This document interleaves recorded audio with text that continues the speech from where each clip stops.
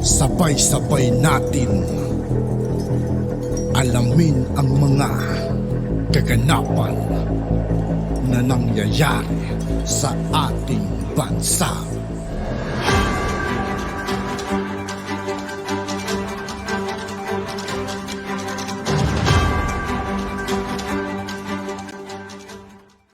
Yo, what's up mga kaibigan? This is I2K po again. Ngayon nandito naman ulit tayo sa channel ni Banat Kapanig TV. Dito naman ulit tayo magbibigay ng komento at reaksyon. Kaya samahan nyo ako guys. Let's go!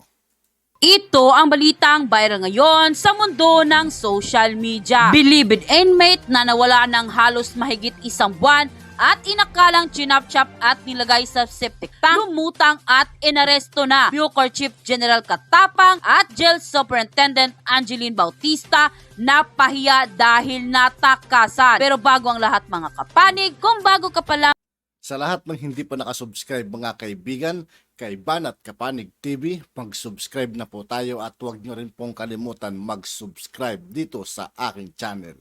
lamang sa aming channel ay huwag kalimutang mag-like, subscribe at i-click ang notification bell para mas maging updated kayo lalo sa lahat pa ng mga bagong videos na i-upload namin. At ito na nga mga kapanig, Bilibid inmate na nawala ng halos mahigit isang buwan na inakalang chinap-chap at inilagay sa septic tank, lumutang na. Matatandaan noon na binalita ng media ang pagkawala ni Kataroha sa Bilibid na may kasong carnapping. Na balita ang pagkawala nito noong July at huling nakita si Kataroha sa dormitoryo nila na naghapunan. Naaresto na si Kataroha at hawak na ito ng mga autoridad. Iniharap ito sa media sa Camp Vicente Lim sa Calamba, Laguna. Inamin naman ni DOJ Secretary Jesus Crispin Remulla na fake news ito dahil sa inakalang na Diyan kasi magaling si Kon mga kaibigan eh.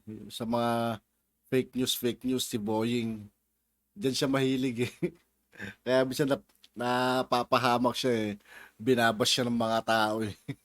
Hukay na mga buto ng tao, di umano sa septic tank ay buto pala ito ng manok. Nauna nang sinabi noon ng mga taga Bucor na baka nagpagtripan ito at ng kapwa niya inmate at inakala nilang nawawala ay nakatakas pala sa Bilibid. Tanong ng maraming dismayado nating mga kababayan ay bakit nga ba natakasan itong sila General Katapang at Angeline Bautista na kung may sapat na security ang NBP, hindi ito matatakasan. Sampal to kilakon mga kaibigan. Kila Angeline Bautista. Tapos sila Katapang. Tatakasan sila. Grabe naman.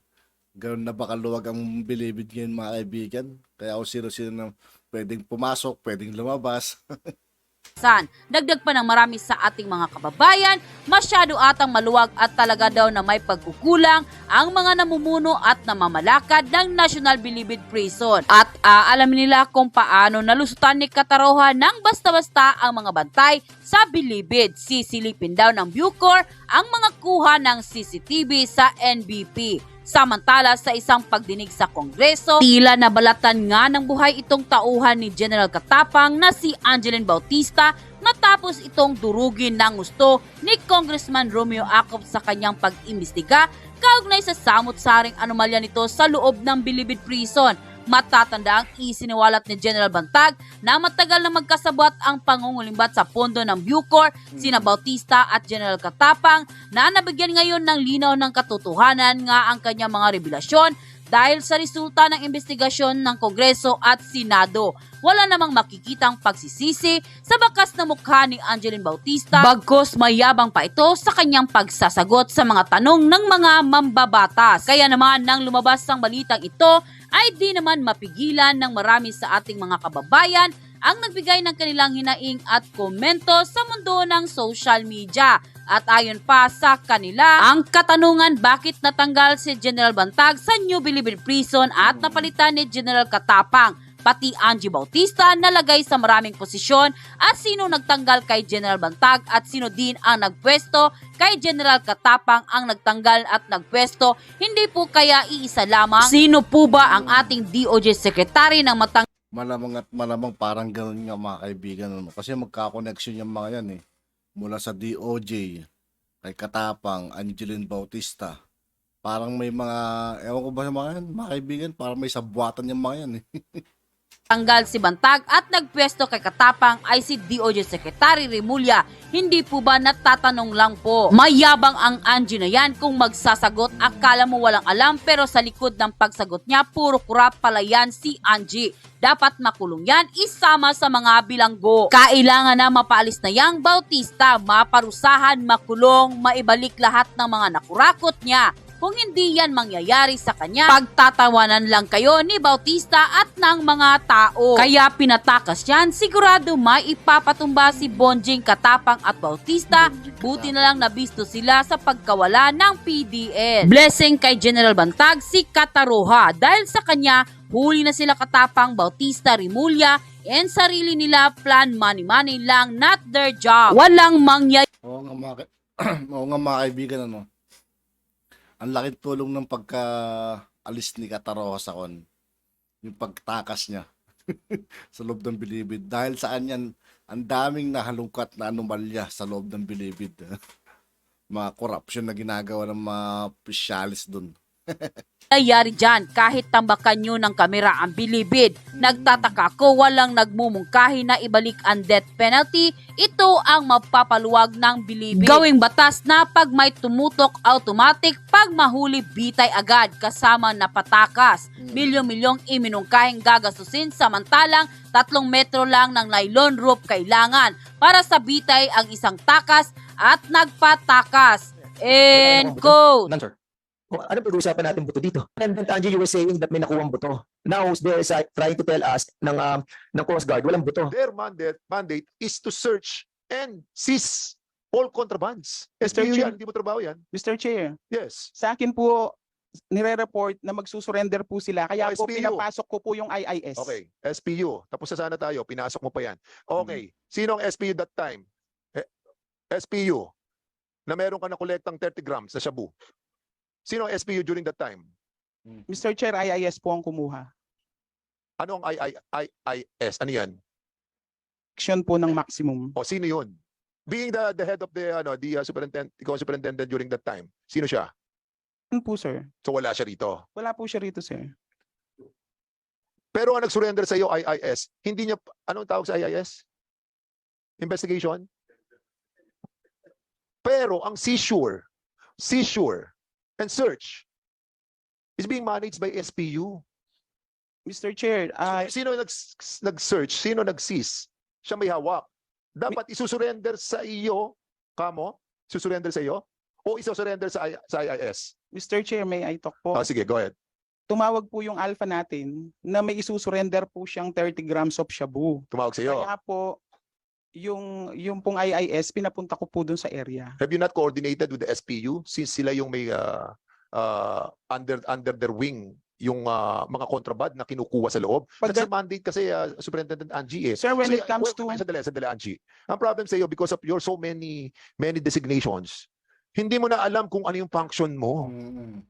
Kasi structure tayo, organization tayo eh. Kapag nagkikling ka na sa ibang position, you have problem. You will be creating problems. And that's what's happening sa iyo. Hindi ko sinasabi na wag mong gawin 'yon, but you have to put it in the right channel. You have to call the SPU dahil sila nag-handle ng search and seizure. And then yung IIS na sila Investigation Intelligence Service. So sila lang nag-i-intel, sila nag-i-investigate, but they are not handling. They're not handling the seized contraband because that is being handled by the SPU. Sir, sa maximum po, inabutan ko na, sir. Sila po Huwag yung mong gawin ang hindi mo trabaho. Mr. Chair, Yun yung point doon eh, wag mong gawin ang hindi mo trabaho. Tama. hindi ko po ginawa yung mag-seizure or mag-search. Reported lang po sa akin, Mr. Chair. Kaya nga, pero sinabi mo, sinurrender mo sa PIDEA eh. Hindi po, sir. Sinurrender po ng IIS po sa PIDEA. Under ko po kasi sila, alam Mr. mo, Chair. Angie, okay, we will be conducting another hearing for this. Gusto mo? Tinapos ko na nga eh, yung ating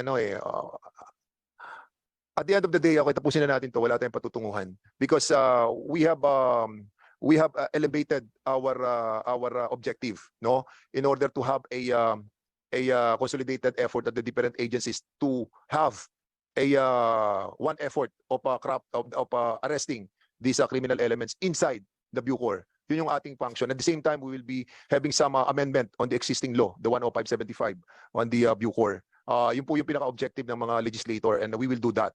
And all other concern pertaining to your civil service problem and all the catering and also the GCash, that will be handled by General Katapang. And you have to report to this Congress on what will happen after 3 months para makita po natin kung nagkaroon ng kaayusan sa Bucor. So yun po yung aking intensyon, and we were talking a while ago ni Chair. Yun po yung objective natin, and with regards sa inyo pong layunin na ma-rehabilitate talaga at magdagdag tayo ng maraming buildings, Congresswoman Chairman Perer will be handling that in the budget hearing. Okay? So kung wala na po tayong mga katanungan, we will be adjourning this committee, at we will be terminating this committee hearing. On behalf of the Mr. Chair, are we going to continue this hearing or hindi na? Mr. Congressman Benny, because next week, starting next week, we will be busy with the budget deliberation. Motion to terminate the meeting, Mr. Chair. So we will be terminating our committee hearing. So there's a motion to terminate this committee hearing on behalf of the Committee on Public Order. This joint committee hearing is now terminated. On behalf of the Committee on Justice, this joint hearing is hereby adjourned. Maraming po salamat sa inyo. At ito na nga mga kapanig, At yun nga po mga kaibigan, dito po nagtatapos ang ating reaction video. Muli ako po si I2K ng Sundalo ng Dunggalo at 811. Maraming salamat sa patuloy na pagsuporta. Yeah, peace out.